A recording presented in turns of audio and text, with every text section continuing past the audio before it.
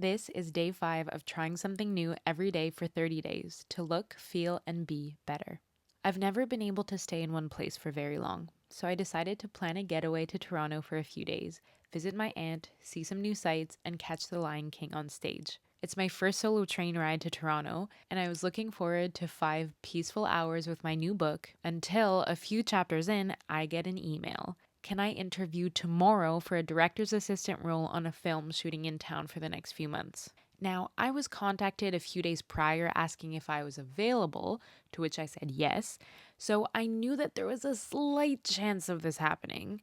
But I had already booked everything for Toronto and I wasn't going to cancel everything for the eventual possibility of maybe getting an interview.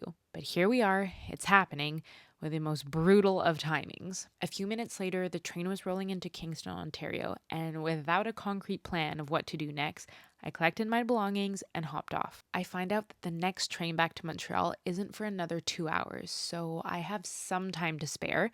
And at this point, it's lunchtime and I could eat, but the only meal options in the train station are vending machines, which marks the start of my journey to the nearest food source, Tim Hortons. I secure some food and work on continuing my journey home in between bites. On the way back to the train station, I reflect on this failure of a getaway. How I'll never get that time back with my aunt, and the Lion King tickets I'll never use. But there's also a glimmer of excitement for what's ahead, and I feel grateful for the potential opportunity to work on such a cool project.